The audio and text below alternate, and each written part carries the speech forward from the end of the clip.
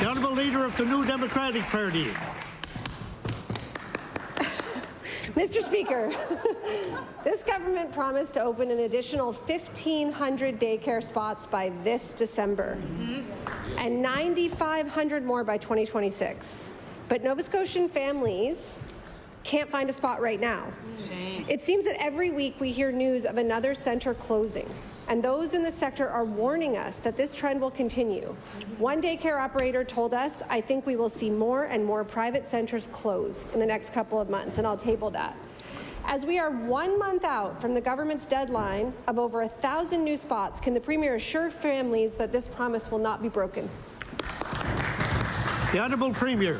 What I would assure families is that we are absolutely committed to affordable childcare in this province. It's absolutely critical that we know with the cost of living rises, the pressures on families, we know that affordable childcare is just something that we need for every family and for so many reasons. So that's where our focus is, Mr. Speaker. There's no denying that the implementation of the Canada-wide agreement is not without its difficulties. That is for sure.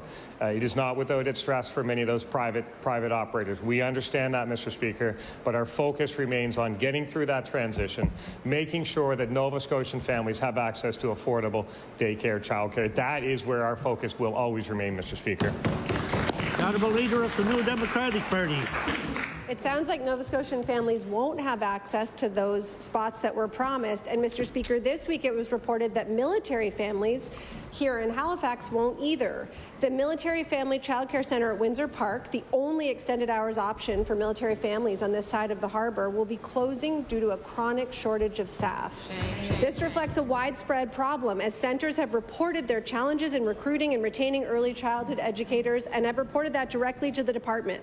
One longtime ECE said earlier this year, "For me to have to work from 8 in the morning until 9:30 at night just to make ends meet is very difficult. I could go to, let's say, Costco and make more money per hour and only have to work one job," and I'll table that. The new wage framework does not address this issue. Mr. Speaker, the province cannot afford to lose any more ECEs. If it's to meet its goal of 9,500 new spots by 2026, how does the Premier plan to recruit and retain all these workers without paying a living wage? The Honourable Premier.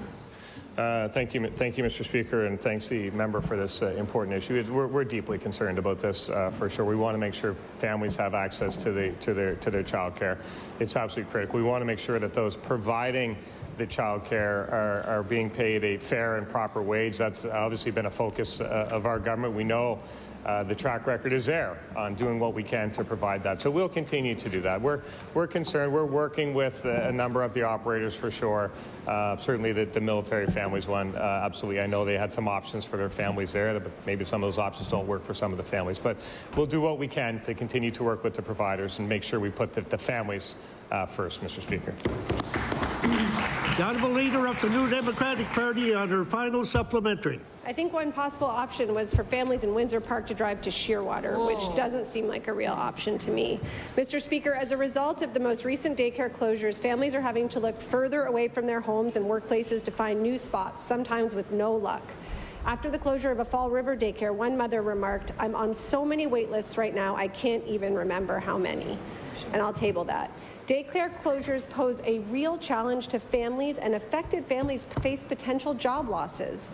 As the executive director of a Dartmouth centre said, "You may not have a child in daycare, but it will impact your ability to hire people and your ability to obtain services from other industries, because people can't work if they don't have childcare." So my question to the Premier is, why is he allowing this critical sector to flounder and leaving families behind? The Honourable Premier.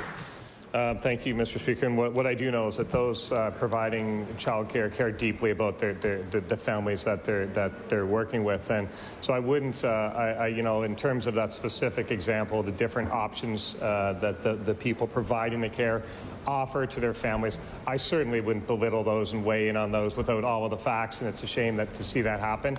We know that people put families first. People want to put the child care they're providing first. We'll work with the operators across this province. We'll work within the framework that has been agreed with the federal government. We want to make sure that families have access to affordable child care. That's our only focus, Mr. Speaker. That's where we'll remain.